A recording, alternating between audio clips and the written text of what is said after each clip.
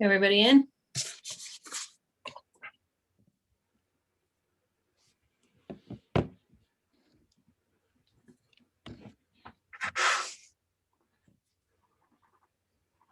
Are we ready?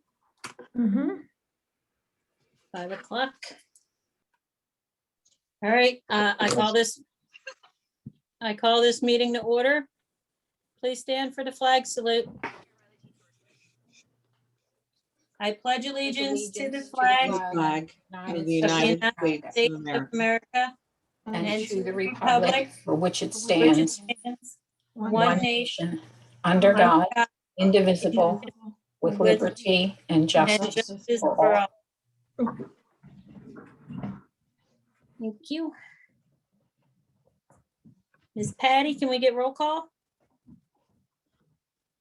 Am I muted? No. Mrs. Chamberlain, Here? Mrs. Saylor. I know you're here. Here. Oh, thank you. Mrs. Corey, Here. Mr. Dilks, Here. Colonel Hensky, Here. Dr. Jones, Mr. Lepsis. I see Mr. Lepsis's name. Yeah. I am here. Okay, thank you. Dr. McCoy, Here. Mrs. Shoemaker. Here. Thank you. In compliance with the Open Public Meetings Act, this is to announce that adequate notice of this meeting was given in the following manner. On February 22nd, 2021, notice of this meeting was transmitted to the Burlington County Times and Central Record, filed with the Township Clerk, and posted in the office of the Business Administrator Board Secretary. Additional information was included to inform the public that this meeting will be held remotely utilizing Zoom. Notification was also posted on both the district website and the district app. I direct the Business Administrator Board Secretary to enter this statement into the minutes. At this time, I'm going to turn it over to Mr. Bannon for our presentation, the path forward. Thank you very much. Just one quick second to get this going.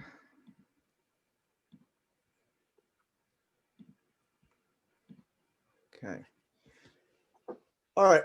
So this meeting is really to present our path forward and to explain our next steps in making sure this is able to be achieved. So our path forward is presented around the idea that we are going to be moving very shortly to our goal of 5 half-days of in-person instruction. This is going to be a phased-in model. We are going to be bringing grades K to 4 in for 5 half-days a week, beginning on March 15th, with grades 5 to 8 soon to follow.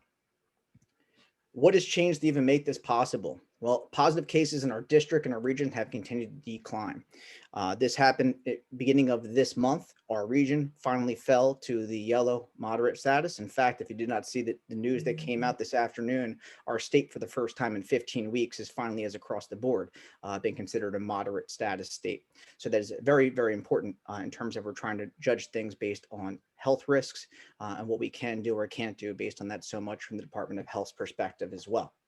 We sent a survey out not too long ago to our parents, asking them as well about what their feelings were towards moving back towards a 5-day, half-day model, and knowing that this may mean as well that we may have to reduce some social distancing. When we looked at the data there, we saw 80% of our parents were in favor of that, knowing that there were inherent risks in reducing our social distancing below the 6 foot distance, but so we wanted to continue to work with that. And doing so in conversation with the Department of Health and Department of Education, their stances have somewhat softened in terms of what is allowable for school districts to do. And we thought this was an opportune time for us to jump on that accordingly. So what is being done to make sure that we are putting, as we have this entire year, the safety of our students, staff, and community first and foremost? Well, we're trying to make this as safe as possible. One of the things that has made this difficult throughout this year is when we moved our students to OMS, we created a situation where we had to use a number of classrooms that do not have windows. Every classroom in TES is a windowed classroom, which is we can certainly all agree. You have windows, you can clearly see the ventilation coming in that way, but we have a number of rooms that are in OMS that, as we refer to them, as landlocked or windowless rooms that we were occupying as well. So we're going to be moving grades 2 to 4 back over to TES. In doing so, we are going to, again, ensure that we have fresh air intake, not just from our rooftop ventilating units, but also from windows as well.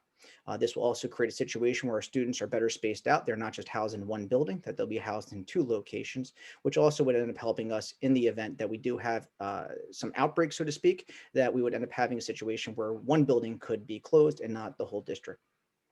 Additionally, we're going to continue doing social distancing to the greatest extent possible. As I said, in many cases, that is going to be where we're falling below the 6-foot guidelines. But what we're going to do in that next case, anytime we do fall below the 6 foot, is install plexiglass on our students' desks. This will create an additional barrier point of safety, in addition to the masks, obviously, that we are continuing to wear throughout the day in our buildings. Again, we are also going to be looking at relocating windowless rooms in OMS, or to windowed locations, and anytime we cannot adhere to the 6-foot social distancing, again, going to as much as we possibly can do to mitigate any risk involved in the situation. Transportation, again, will be continued to provide for our students, and we'll continue to social distance to the greatest extent possible and opening windows as per the recommendations from the Department of Health and Department of Education. There are obviously some major logistical issues here. We're talking about obviously moving a number of students, staff, and materials across to TES that are currently now housed in OMS. To do this, we are going to be doing some modifications to our calendar. If you remember, on our hybrid calendar, we had originally said that we were going to do green days for 2 days this month, and that was for our parent-teacher conferences. When we move to this model, we have 5 half days of instruction for students that are in person, and in addition to the now fully implemented live streaming, which after this week, we've now gone through a full week as well with our K-2 students. We now can say that within 4 hours of a day, we are meeting our needs for instruction. Therefore, we don't have to have those green days. But we are going to do, however, is take one of those green days and move it to the 11th, so we can have full access to our buildings with a moving company to move the needed materials back across the street to make sure that TES is fully operational come March 15th. We also already on our calendar had March 12th scheduled as a staff in-service day. That staff in-service day will now really be focused on moving, making sure our staff is giving time in their classrooms to set their classrooms up to create a welcoming environment for the students to return to on the 15th. This is going, again, we're going to have a furniture move, and a technology installation is also part of the logistics behind this. We moved our staff, our students, and so on from TES to OMS. We also did a lot of cannibalization of the materials, technology that were in TES to move it over to OMS. This includes smart boards, this includes access points, and other materials. We are now going to be moving them back, reinstalling them, and so on. That's why these days for moving are vital to making this happen. We're also in the process of reviewing our staff schedules, where our goal is to make sure that we maintain our teachers that our students currently have. Now, I know we recently, as of last week, when we looked at some things and we were throwing out surveys to parents, in particular in K-1, about the idea of hiring teachers and having students lose or change to a new teacher, a number of parents did reach out that, again, they understood the situation the district was under, but they were also very concerned, obviously, and understandably so, about having their child, especially at those young grade levels, meet a new face and learn from them and get the comfort, rapport, and everything else that they've established throughout this year in such a short time frame. Our new plan, as we're presenting tonight, would hopefully minimize or prevent that entirely from happening. There may be some shifts that have to occur in terms of timeframes with different schedules as we are working on internally, but we're doing everything we can to ensure that our students have the same face greeting them every single day that has greeted them either in person or virtually. To make this happen, we need a little bit from our families here. Now, instead of having everyone fill out a survey of letting us know what option you do choose, we are going to require just those that decide they want to change what they have using our instructional model change form, which will be sent out to all families tomorrow. This instructional change form will just ask you if you are currently in remote and want to move to in person, or if you are in person and would now like to move to remote. We are going to ask later on in the agenda tonight that the board consider changing our current policy to lock in families by March 5th. That would give us enough time to make sure that we can properly set up the rooms to social distance students as much as physically possible.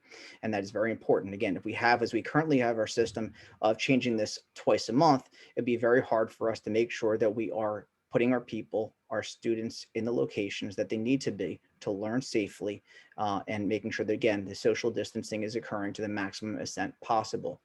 We are, like I said, we are moving classrooms in TES. We're also moving classrooms in OMS. So there's a lot of moving. So making sure that we have a static number of students that are physically in our buildings will greatly help us to make sure that we're doing everything we can to ensure the safety of our students, our staff, and our community.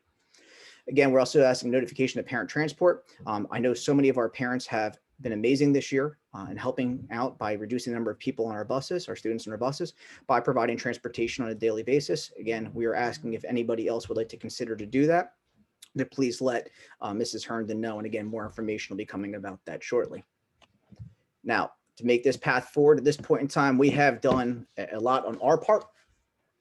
And what we're really going to need ultimately now is the approval of this plan as is on tonight's agenda from the Board of Education. And then we are going to have a final submission of our plan for a county review and updating our restart and recovery, which you see on the agenda tonight as well. We have already met with our school physician. We have discussed this plan with her. We have met with or discussed this plan with the DOE, although I know we have to do a final submission after tonight's meeting and going through all that as well. So again, the Board of Education, that is our proposed plan. If you have any questions, please let me know. Does anybody have any questions for Sean? Anybody on the board? Steve. Sean, how are we going to make sure that 100% of the families have made their decision? Because I can see that some people might not be. I mean, we have 148 people here watching this, a number of teachers. So how are we going to make sure that all the families have been accounted for? Or are you going to get 100% positive contact? So we are sending out a letter once again, as long as obviously the board approves everything. And what we really talked a lot about as a team is trying to make this as easy and simple on parents as possible. So we're only requiring them to reach out to us if it's a change that's required. Okay, so as a parent, if you want your child to stay exactly in the mode of instruction you currently have, meaning in person or remote, there's nothing additional you'll have to do. And we're going to explain that in a letter we'll send home as well. And we're hoping by doing that, again, there's been a lot of change, a lot of different things we've asked the parents to do. We thought this is the simplest and easiest way to not inconvenience them any further. Okay, great. Any other questions from a board member? Everybody understand? Good to go? All right, sounds great. Thank you, Sean. Thank you. All right, at this time, we're going to turn it over to public comment. Please state your name and address. Each speaker will be allotted a maximum of 3 minutes. With 148 people on here, I'm going to adhere to that 3 minutes, please, so that everybody gets a chance to say what they need to say. No one may speak more than once on the same topic. Please keep your comments respectful and non-defamatory. Please keep in mind that it may not always be possible or appropriate for the board to directly answer your questions during public comment periods. In that case, please reach out to Mr. Bannon. He'll be able to answer your questions. If he doesn't do so tonight, he'll be able to answer your questions if you call him or email him on Monday. At this time, you may only speak on agenda items. So. Dawn, can you pass host back to me so I can take care of that? I Meg, just, Kyle, you should Meg, not. I'm sorry, Meg, is it agenda items only? Because there's only one public comment on the agenda tonight. Okay, so at this time, you may speak on educational matters not of a personal nature. I read the wrong one, sorry. Do we have any hands? Yes, we have a few. Do you want me to just pick or how do you want me to handle it? Yeah, because it's not working like it did. Oh, wait, I see. Okay, Lisa?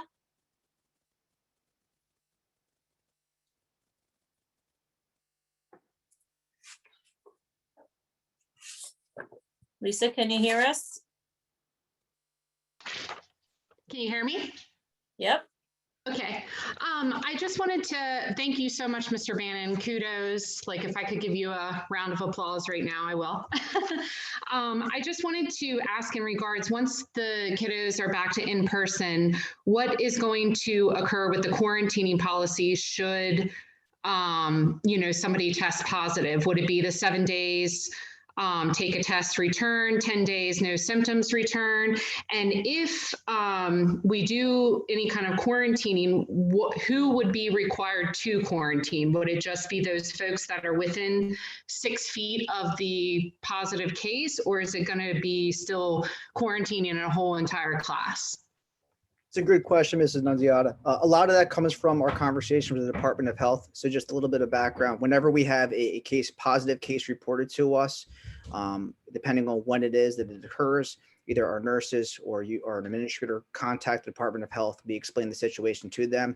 We then give them seating charts and go through the whole process with them. So in terms of who would be clarified or need to quarantine as a close contact, a lot of that is something that I can't necessarily tell you, because that so much comes from what they tell us from the Department of Health and how they deem things. So again, it depends on if a student is taking the bus, and they would look at, obviously, who's sitting around that student on the bus, who's sitting around the student in the classroom. We certainly can tell you that based on what they've told us is that when we're going less than the 6 feet distance, to expect more people to quarantine around that, area. And possibly it could be, again, so we're expecting that could happen. Now, again, we've been very fortunate. Luckily, we have not had any positive COVID cases recently. And again, the numbers in our region as a whole are going down. So hopefully, knock on wood, we're not in those situations, but anything we do with that is in complete coordination with them. In terms of the length of a quarantine, the recommendation from the Burlington County Health Department most recently was to not fall below the 10-day quarantine. They actually said that they'd love for everyone to stick to the 14, but I think they're understanding right now to go to the 10. But again, anytime we have those a positive case, that comes to a phone call to them, and then they kind of give us the guidance as to what they want us to tell the families, and we have a whole system reporting that we have to do with their office as well.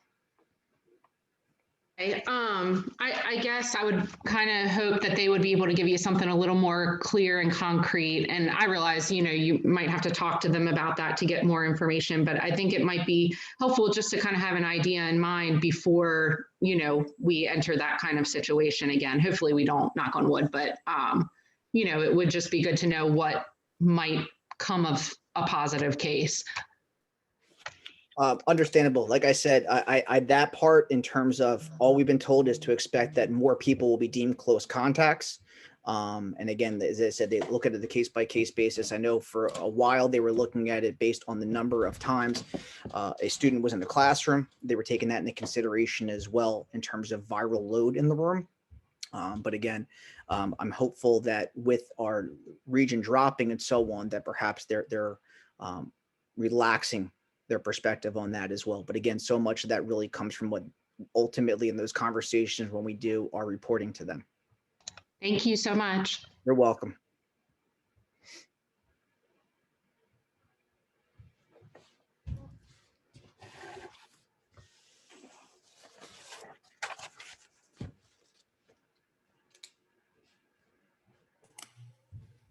Megan disappeared.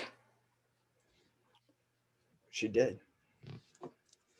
No, I apologize. It's just because of the participant list keeps shifting and moving. So when I try to put someone in as an attendee or a panelist, they moved at the last second.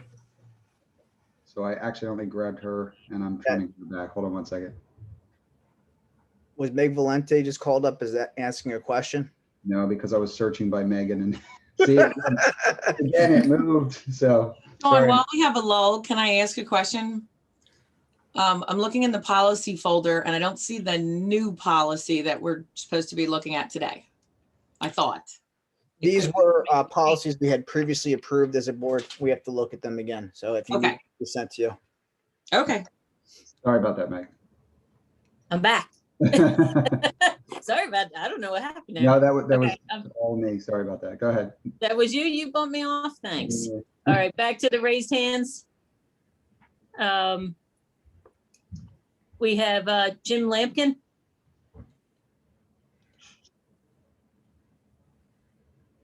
He's coming. Okay.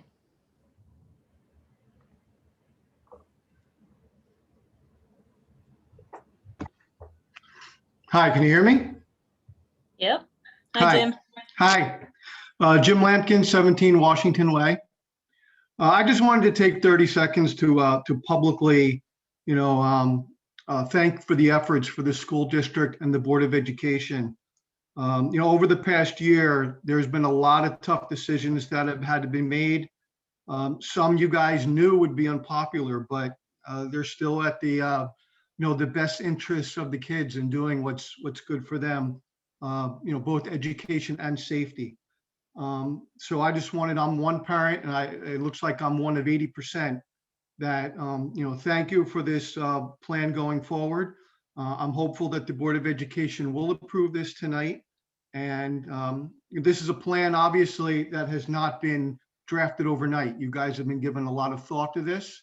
There's a lot of complex decisions, and thank you for that. And, for getting a plan together that gets our kids back in school and gives them the education that they need and deserve. So thank you. Thank you, Mr. Lampkin. We have Erica Vining.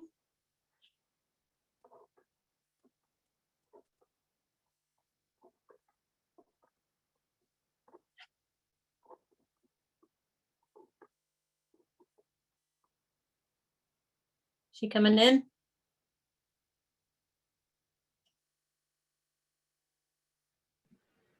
Yeah, there seems to be a pretty bad delay tonight from when I click on to when they come up. Sorry about that. Okay. Erica, can you hear us?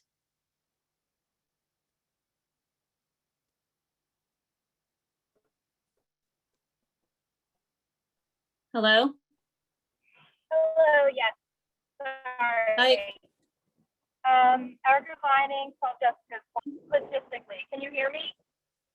Yeah, you're a I've little just been able to scratchy. come off of, can you hear me? Yep. Okay. Did you state your name and address, please? Erica Vining, 12 Jessica Court. I Thank just have you. a couple Go- questions regarding, I have a couple questions regarding logistics of, well, I have 3 children in the district, and one will be now moving back to TES under this plan. And the other 2 are still, one's in 5th and one's in 7th, one's in 2nd. How does that work with the busing and start times? That would be my first question.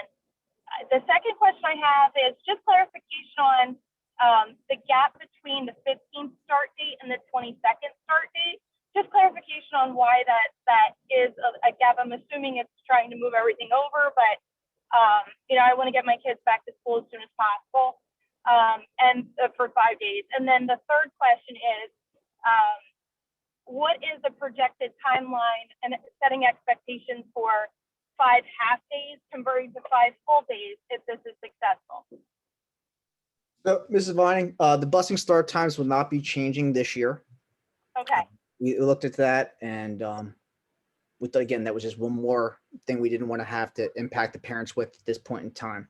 The gap is start exactly as you said. It's really once we have our first step is moving classes from OMS to TES, we then need the time to move classes internally in OMS to other windowed locations. So that's why you have that 1 week.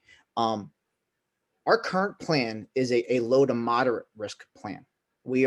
This new plan, this path forward based on the request of the community is, from all accounts, from talking to the Department of Health, talking to our school physician, and DOE, is judged as more of a high to higher risk plan. The one thing that's preventing it from being the highest risk possible is the maskless time. So the rest of this year, I would not expect us to move to a highest risk possible plan, which would be a full day plan, including lunches and so on. Our goal, as we've heard the parents so much, is to have our students in school as much as humanly possible. If we start doing maskless time now, we're putting ourselves in a very realistic position that we'll have buildings closed, more quarantines, and so on.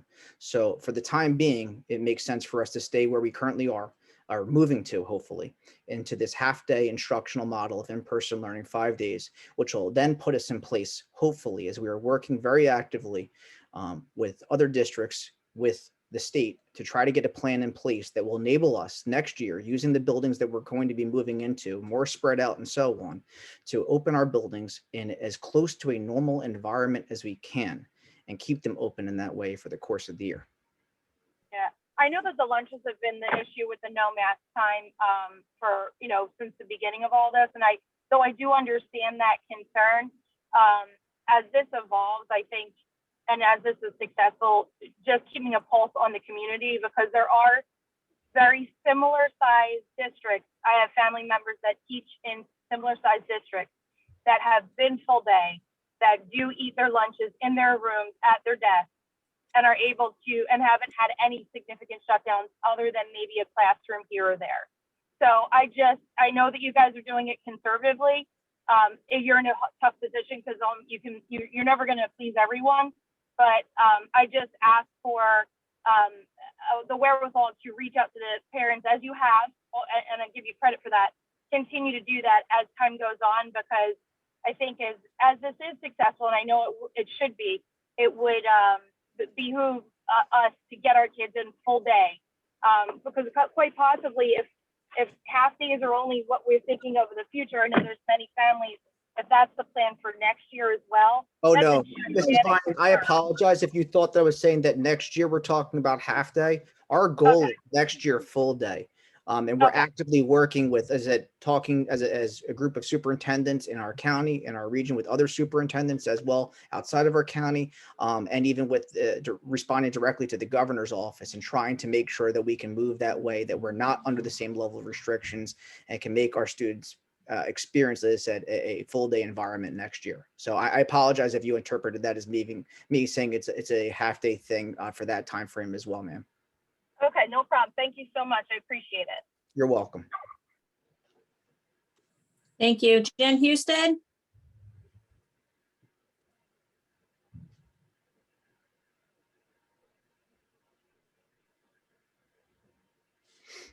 Hello, can you guys hear me? Hi, Jen. How are you? Can you state your name Hi. and address? Yep, Jen Husted, 23 Goose Pond Road. I just wanted to applaud the team at school. Sean, I know you guys have, and the board, I know all of you guys have been working towards this for a long time, and it did not happen overnight, and I appreciate the efforts. I just wanted to verify what I think was said earlier, that even though fifth grade is staying in OMS, they will still stay on the elementary schedule as far as busing and start and end times. Oh, Jesus. That is correct. Sorry. No, you I'll did say this that quick, correctly. Okay, and then I'll mute real quick. I also wanted to just ask either you, Sean, or Mr. McKean, if this has any bearing on the schedules for those self-contained classrooms. It does not. Okay, thank you. No problem. Thanks, Jen. Toby Reilly?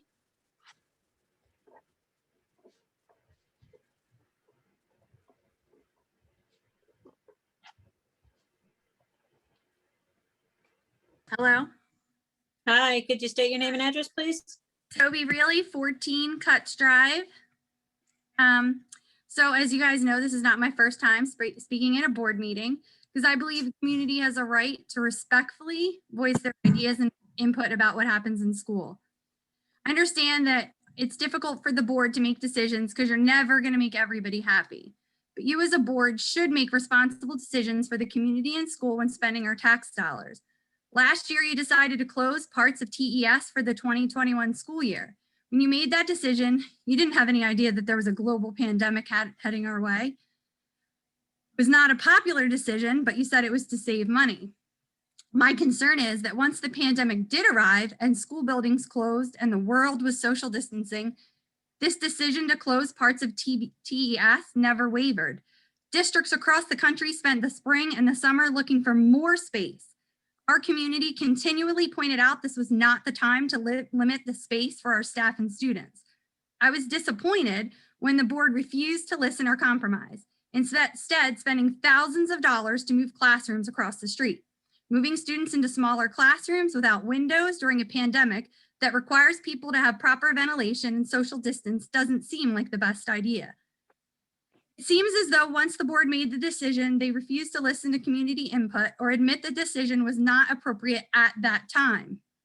Now you're asking to move students back to TES, which I'm assuming will again cost thousands of dollars during a time when you're telling us the district has no money. How can the public trust that you will remain open to admitting mistakes before it costs the district thousands and thousands of dollars? All I'm asking is that the board be reflective about the way this turned out and possibly listen more when the community speaks at board meetings.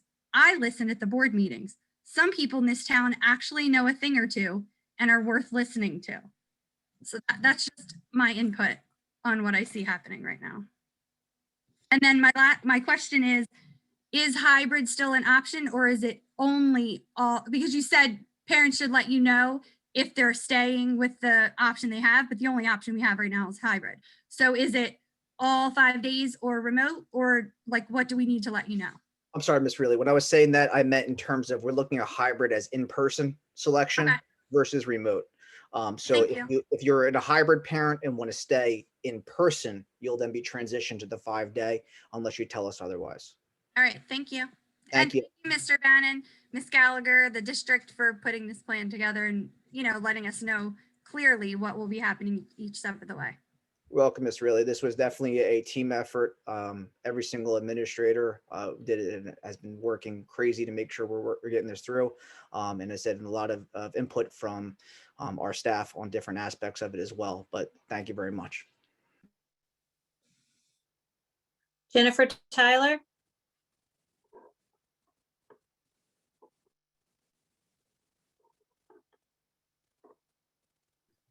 Are you able to hear me? Yes, can you state your name and address, please? Jen Tyler, 3 Elmwood Drive. I just wanted to start by saying thank you to all the board members. I've been, very involved with listening and be attending all the meetings that you've been having. And I hear pain in people's voices when they're talking. I hear anger. I hear some people are happy. There's no good solution to this. And I just want to take a minute to thank you all, because you're doing this out of the goodness of yourself, the goodness of your heart for these kids. And I can't imagine what it's like to have to make the decisions that you guys are put in the position to make. And I just thank you for what you're doing. And I know you have nothing but the best of intentions for the kids and want the best for the kids. And just thank you. That being said, I do have a question about the students when they come back, putting the plexiglass around the students' desks if they're under 6 feet apart from each other. I was kind of curious as to what's the plan. Is there going to be a fundraiser? Where is that money going to be coming from? That's actually something, Ms. Tyler, it's a good question. There's not a fundraiser for that. We were able to look at some funds that were not spent in some other areas this year and use the money to procure the plexiglass. One of the things that was very interesting to us when we first looked into plexiglass before the school year began, the price point for plexiglass was just astronomical. It was so cost prohibitive. And I don't know if it's just that so much that fewer districts are purchasing at this time, whatever the case may be. But it was a dramatic difference when we looked at what the costs were then compared to what they were now from some of the initial quotes. So it was not something that we saw as cost prohibitive based on some additional money that we did not have to spend in some other areas. So there will not be a fundraiser for this. Thank you.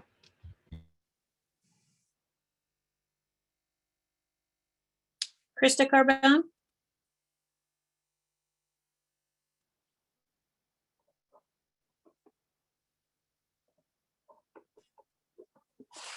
Good evening. Krista Carbone, 113 Flyett Road.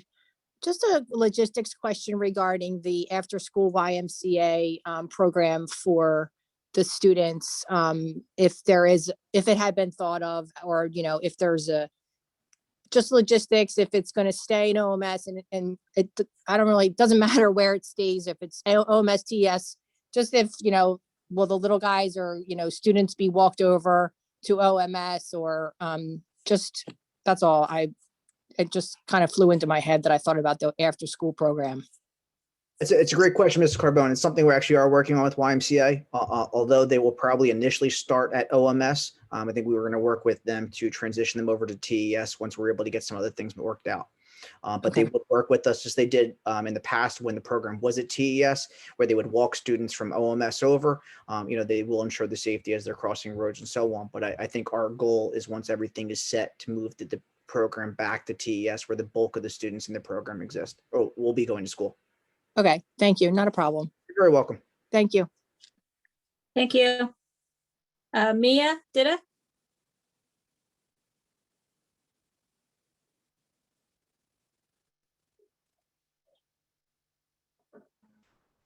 Hello, Mia Ditta, 83 New Road. I just had a question for the board and for Mr. Bannon. Going forward, is it the district's long-term plan to keep TES open after COVID is no longer a concern for our K through 4 children? Or is it just a short-term plan to kind of handle the spacing out of the kids? I can tell you that at the very least, as I've said to the board, if we're making this move, this has to be not just for the rest of this year, but definitely for the rest of next year. I can't speak long term. I know I'd love to make sure that I'd love to do what we can to make sure that building is staying open. But definitely we need to make sure it's open for next year so we can start building schedules and make plans. That obviously we're seeing that all expectations seem to be that COVID in some way, shape, or form is going to be part of our lives heading into next school year in terms of the restrictions that school districts are under. So having that additional space, having those windows, everything else is going to definitely make sure that we are putting our district in the right position to stay open, to do full day instruction and spread out lunches as well, as we're expecting those to be part of the expectations from the state. Okay, so we're not sure yet. As I said, I think the goal should be to keep that building open as much as we can, but it's hard to say everything beyond that time frame. Okay, thank you. You're very welcome. Hey, Sean, could you just real quick capture that the state and the way the funding goes, and that we're making these decisions on a year-to-year basis based on what the government's not giving us? Exactly, Mr.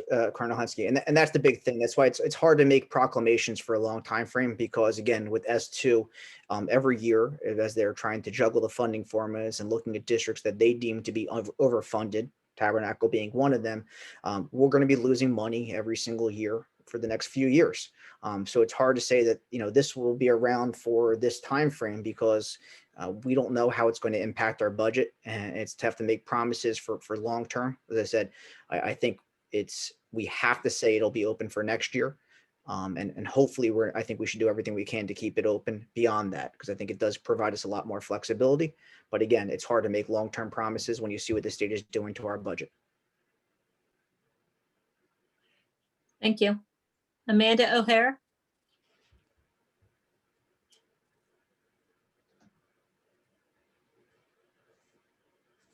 Hello, can you hear me? Hi, Amanda. Could you state your name and address, please? Yes, it's Amanda O'Hara. It's 210 Oak Lane. Okay. I just wanted to say thank you to Mr. Bannon, the administration, and the board.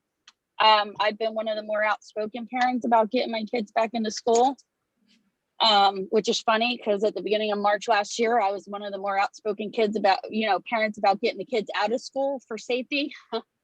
But knowing more now than we have ever about current events, all the emails you guys have gotten, everything, all the backdoor stuff that you guys are handling that we don't see, we do appreciate it. We've been vocal, we've been loud, and you guys have heard us, and we appreciate it. So I just really want to say thank you. Thank you, Amanda. And the last one is Jennifer.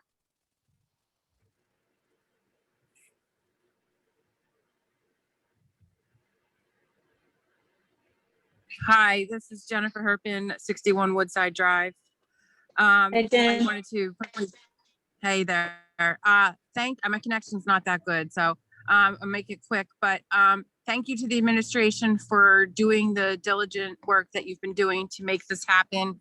I'm gonna let Toby speak for me too. I felt so frustrated this summer. I felt like we were trying to shove a square peg into a round circle all summer with the moving, that the decision be made, and that there was no listening to the community. While I appreciate you felt like you financially might have had your back against the wall, certainly I'm glad that progress has been made, and, to be measuring progress sometimes is not that easy, and it certainly isn't perfect work, but I really appreciate this move towards progress. So thank you very much for everybody involved. Thanks, Jen. All right, seeing no more hands. Double check one last time.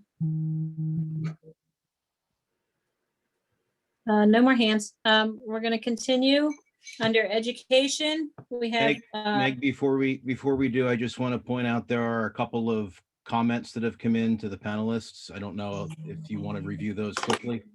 I think the one that's up there now is worth Sean addressing. Yeah. the chats. Okay. It's under, yeah. Thank you. So under Jen Lee, Yeah, it was the one I believe you're referring to, Gail, that Mrs. Vining just put in. Right, about the petition to the legislature S2, if you want to give an update on what's being done with that. Absolutely. I know that our district is part of the SOS group. We are working with them very diligently to try to get the state legislator to stop doing what they're doing to us with these funding cuts. I know the SOS group and our Lenape Region's Superintendent, Dr. Carol Birnbaum, recently wrote an op-ed making sure, again, that people understand what this is doing to us as a region and doing to many districts as a state as well. So I think the big thing that parents can do is reach out to your legislators, making sure that they're aware of what these cuts are doing to your schools, to our schools, to your children. It's a lot. It's impacting not just us when the students are in Tabernacle, as I said, it's also impacting Lenape. So as the students graduate from us and step foot in Seneca, that's another district that's losing money as well. So certainly, please reach out to your legislators, let them know what's going on, let your voice be heard. I know you've done a great job of making sure that we hear your voice. Please continue to do that with your legislators as well, because again, their decisions are directly making us make incredibly difficult decisions as a district that obviously ultimately impact your children. Meg, can I say something? sure, go ahead, Vicky. A couple of years ago, myself and Mr. Laudicino and Mr. Lee from the township met with the District 9 legislators. They are on board with us being against this cut. It doesn't appear that their voice is making any movement in this. You might be better off going right to the governor's office with your concerns, emails, letters, phone calls. So going directly to the governor as opposed to just our legislators. I mean, you can go to the legislators, they're doing what they can, but they don't seem to be listening to the legislators at this point. Vicky, you're 100% correct, and I'd be remiss saying otherwise, that our District 9 legislators have been behind us every step of the way and making sure that people understand what these funding cuts are doing to the schools in their districts and trying to get the funding there. They're definitely part of trying to help us. We need to make sure that the governor's office as well hears these concerns. And Sean, isn't it true that Senator Sweeney has try to get enacted some legislation to regionalize all the districts as well? There is something that came out. We're not really sure what it's going to look like yet. I know, but yes, you're right. There is a proposed bill that just came out recently. We'll see what the next steps with that are, and I'm sure our region will be getting together to discuss it soon. So yeah, They are looking for districts under 300 students though. Okay. So all that is the stuff that's kind of very dynamic that I think we're trying to negotiate, you're trying to navigate, and we as a board are trying to do things. So, I think that's something that's got to be noted for consideration when we get told that we're not listening to people. I think we're really listening, but we're also in a no-win situation as well. So moving forward, just got to support the admin team. Thank you, Colonel. Sean, I know public comment ended. There's one more thing that came in related to COVID bill levels for funding. Can you comment? Dan? Yeah. Dan? Yeah. So our policy for virtual meetings doesn't allow for chat. Gotcha. So, That should be taken through an email then. yes, please. Got it. At the time. All right. Thank you. Did anybody have any other comments? Brian here. Sean, entire admin team, thank you for the for all the efforts that went into this. This is a huge step forward. And while we're not back to 100% yet, nor is the entire world, but this is a huge step in the right direction, and thrilled to be able to support this and have it happen as expeditiously as it did. I know a ton of work went on behind the scenes, and you know, sometimes we're like ducks all calm on the surface, but I know there's tons of kicking going on underwater to make headway here. So thank you for doing this. You're welcome. Yeah, and Sean, I want to echo Brian's thanks. And, you know, I want to thank the parents for their patience. I want to thank the teachers for all the hard work during this incredibly weird time. I think for the folks on the BOE, I want to thank you all too for all the hard work, because I'm watching everybody scurry around and do their inputs and meet hours and hours. But most importantly, I want to thank you and your admin team for the countless hours that they took to put this together. Because, you know, you and your team of professionals really, you know, we got to sing your praises for, you know, between you and Casey and Melissa and I can't forget Patty and everybody else. I mean, thank you very much. You guys did a fantastic job, and we really do appreciate continuing to move forward, especially with all the stuff that the state puts on you, where you can't necessarily, you know, you can't negotiate with them on that. So thank you very much. You're welcome. Again, as you guys have said, I'll definitely echo. None of this would be possible without the amazing work of our admin team, the countless hours that Melissa, Casey, Patty, Kyle, and Rich have put into everything, every step of the way, of giving up times on weekends, nights, whatever the case may be, to have phone calls with other schools, to talk to Department of Health, whatever the case may be, to figure out what we can do to make this happen. We have an amazing team here. So thank you to the team for their efforts. All right. Thank you, everybody. Moving on to education. We have 1 through 2. Can I get a motion? So You're gonna moved. move. Most of you are muted, so. I think it was Mr. Lepsis. I'll take it. Okay. I'll second. Vicky. So Brian and Vicky, any questions or comments? I have a comment. Okay. So I will be the one that will say this, but I just want to be clear, I do still have concerns with the plan, both personally and as a healthcare professional. I know there's a lot of discussion that the 6-foot distancing is a recommendation and not a requirement. That's the language you'll find oftentimes in medical guidelines. So I think I interpret it a little bit more strictly than some based on both my education and my experience. That being said, I do understand the overwhelming desire of the community, with over 80% of the families wanting their children back in school on a daily basis. I also appreciate that there's an option to remain virtual for families not comfortable with in-person instruction. I really hope that these adjustments help the children struggling with the current educational model, and I hope that it doesn't lead to increased transmission of COVID amongst our staff and students. And I do appreciate all the time that the administrative team has put into this. Thank you for all the work that you guys have done. I wanted to make sure that I was clear about kind of where I stood on this. Thank you, Kevin. Any other comments or questions? Seeing none. This Oh, is Dan, if I could. Sorry, I was having trouble clicking the unmute. Sorry, Meg, Right. I'm giving you trouble tonight. everybody is. It's okay. All right. I Go just ahead, wanted Dan. to say I'm really pleased to be part of the process to provide our students this option to come back 5 days a week.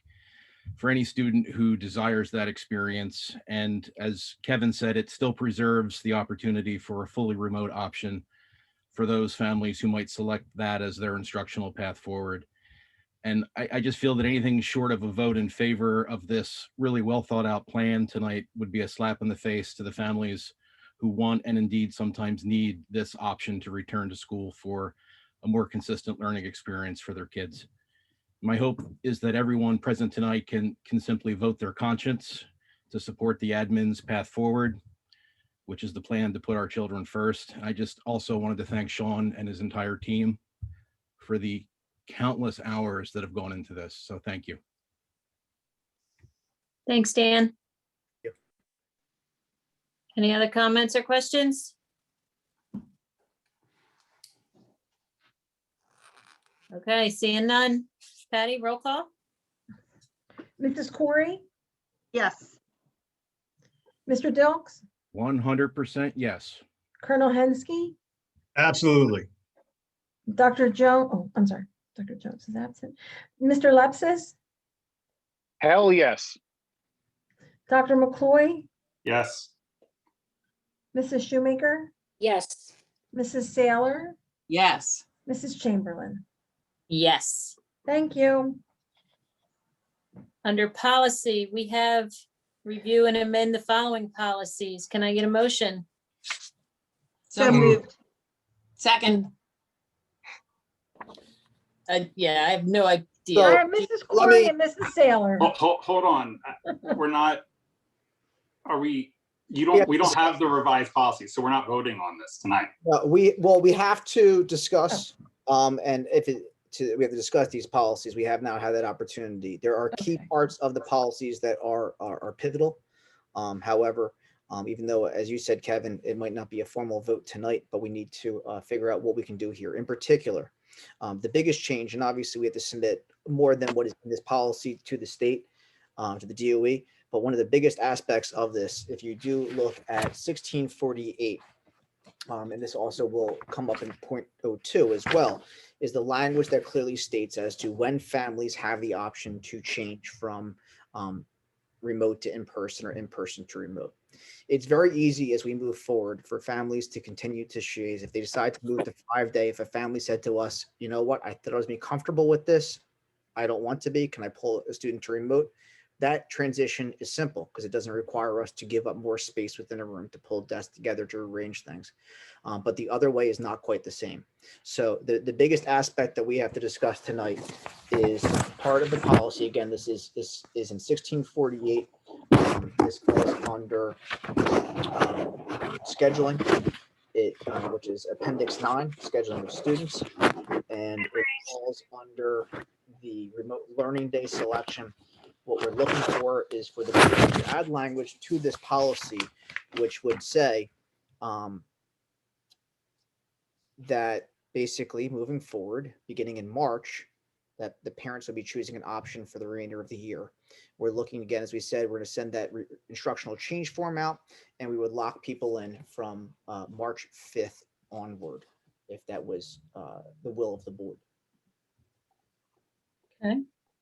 And then you'd bring that for first read at the next board meeting?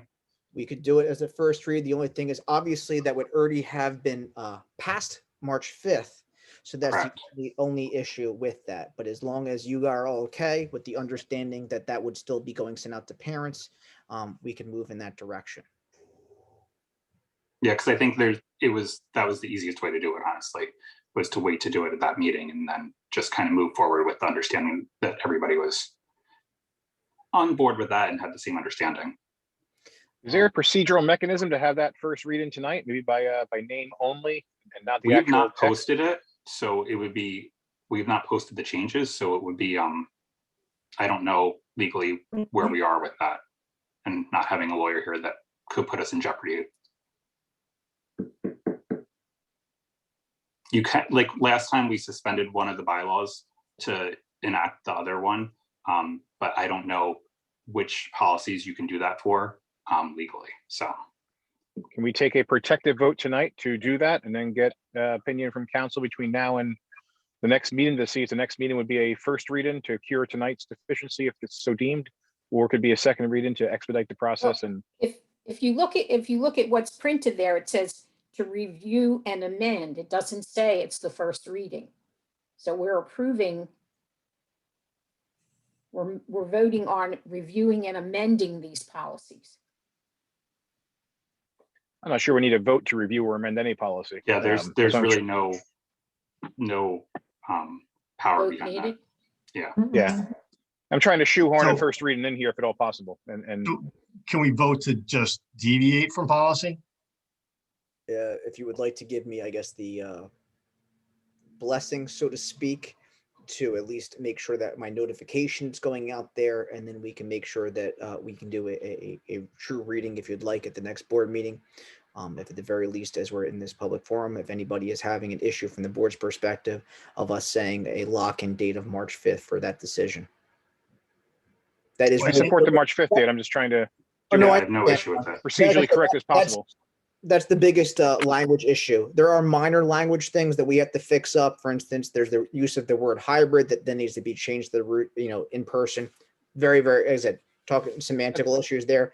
The one that really comes down as a bigger issue is just that change that is represented in the second policy. So that seems more clerical. So perhaps, and this is hypothetical, if there was a motion to amend policy 6148, was the exact number, as stated, and we say it, would that deem it a first reading? And then you could run it by council after this meeting to see if that checks all the correct boxes, which would then put us in a position to have a second reading at that next meeting.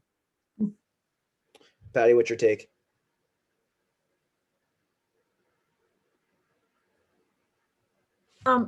Yeah, I don't think there's a problem in the board making a motion to do something, and then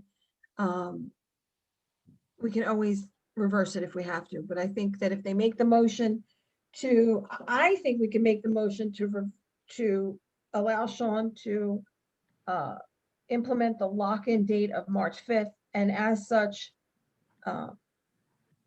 put that into the policy, make the motion, pass that, and then we can make sure that everything's in line where it needs to be. We're just motioning for him to add it to the policy, and then we'll read it into that policy at the next meeting, you mean? That works for me. Yeah, As I a think second reading? we can check and see. I mean, we can check on that, but I think if we say right now that we're allowing Sean to implement to incorporate it into the policy, it's very clear stating that we know that policy is going to change. And So then in that case, may I offer a motion to amend the current motion To implement the lock-in date of March 5th of March. and deem this to be a first reading of policy number, insert the policy number because my notes are not in front of me. 48. There you go. Which I think, and subject to opinion of those in the know, if that would satisfy the first reading requirement, that would put us in a position to have a second reading that March. And if it fails on the opinion of council, then we're just right back to scratch at the next meeting and we'll have a first reading there. So no harm, no foul if this doesn't work, but if it does work, it saves us either having to advertise and hold a special meeting or saves us a month in getting this implemented, worst case scenario. And Patty, That being if the said- lawyer, if the lawyer says no to this, ask if we can suspend the bylaw that that requires 2 readings for the next Okay. meeting. Okay. Yeah. And option C would be a special meeting, I guess, Thank you. which would seem a little insane, but worth it. I'll second Okay. Brian's motion. Brian and Kevin, okay. Thank you. Any other questions or comments in regards to this? We now have 2 votes. We have to vote on the motion to amend it, and then we have Right. to vote on the as amended. So let's do the motion to amend it. Patty, you want to do roll call? Mrs. Corey, Yes. Mr. Dilks, Yes. Colonel Hensky, Yes. Mr. Lepsis, Yes. Dr. McCloy, Yes. Mrs. Shoemaker, Yes. Mrs. Saylor, Yes. Mrs. Chamberlain. Yes. And then on the second motion to lock in the date. We already have that. Patty? That's Brian and Kevin? Well, now we're voting on the original motion, which was amended by that last vote. I know it's kind of circular logic, but Yeah. so that was just a vote to amend the motion. Now we have to vote on the motion itself. On the motion. Gotcha. Okay, so this was to amend it. Okay. This is to implement. Okay. I'm sorry. So this would be number 1. This is number 2. So the first motion was by Mr. Lepsis and Dr. McCoy. So now we need another motion. No, the motion is still the original motion. Yeah. I don't think we had a first and a second on the original one. Did we? We did, Oh, and I then had Kevin called the I vote. Oh, we had- didn't on the, I Patty, Yeah. did Kevin called the vote off before we got that far? I had Mrs. Corey and Mrs. Saylor who originally motioned prior to discussion. Yeah, that's what I have too. Yeah. Okay. Okay. Imagine how good we'd be if we did these like early or later on a Friday night. Okay. Mrs. Corey, Yes. Mr. Dilks, Yes. Colonel Hensky, Yes. Mr. Lepsis, Yes. Dr. McCloy, Yes. Mrs. Shoemaker, Yes. Mrs. Saylor, Yes. Mrs. Chamberlain. Yes. Thank you, and I am sorry for my denseness there for a minute. Perfectly fine. You should see the scribble I have on my paper. Oh, I'll yeah, never- I'm gonna have to rewatch this to get Yeah. it right. All right. Is anybody have any else they need to say? To offer a motion to adjourn. At Before, this time, motion to adjourn. hold 1 sec, hold 1 sec. I'm sorry. Don't hate me, Meg. Sean, can you post the presentation to the district website or make it available? We will be. Thank you. No problem. And Sean, you're going to go through this, I guess, on Wednesday when you have the. That's correct. We are still having the town hall on Wednesday. We will go through the presentation, ask any further up questions on that. As I said, before that point in time, we will have a letter go out to families again, further explaining in detail the process, and also providing them the link to the instructional change form so they should anyone so desire to change their current model. Will, Let's have a, will the board be expected to be at that town hall? It is not a board meeting, so although there is a select number of board members that can be there, all board members can't be because it is not being You would, public. yeah, I know, that's what I was just gonna say, we would have to, Correct. so would it be advisable to let you know? Yes, I would say I know that Meg and I had talked about this already. So if there's anybody, we are setting this up similar to how this meeting is tonight in terms of a panelist function. But again, we're going to have a slight change where it's going to be, instead of having people visually seen, they'll be submitting questions to us in a Q&A format because we're expecting a lot of questions. I want to make sure as many voices can be heard throughout the process as possible. Okay. And Sean, Sean, to that note, then, that was to my- let us make know a if you want point- us there. Just to make a point, the board members can be there as audience members to watch. I mean, just like we did with when we did our strategic plan, we're not conducting business, so we can watch it and be there as audience. At the strategic plan, we had to call it to, if we had a quorum, we had to call it to order as if it was a meeting. And And it was advertised. I have not advertised this as a meeting, so I think we'd be better served if.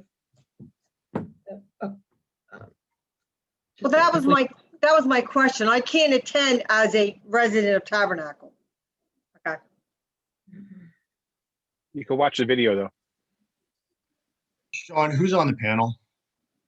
The panel will be the administrative team. We've also invited TEA to have representatives on the panel. And I know Meg, I believe, said that, am I correct, Meg? You're going to be sitting on the panel with us as well. And if any other board members want to join, you just let us know.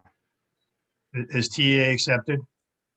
They've told us that we'll have representatives on the panel from them. Mhm. Okay, great. I think it's really important for the town to hear from everybody who's got a real good vested interest in this, obviously, and the teachers are voice really needs to be heard as well. So that's good. Absolutely. And they've been fantastic throughout this process. So definitely want to make sure people are hearing what they have to say as well. All right, Sean, we great. can have 4 board members, up to 4 board members as panelists. That is correct. So why don't we leave that to Meg and Sean to pick who they want or who responds first, and I will I'll take my hat out of the ring to remove one potential person there.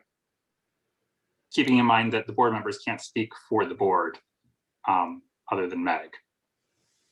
Okay. Correct. Thank you. All right, adjournment.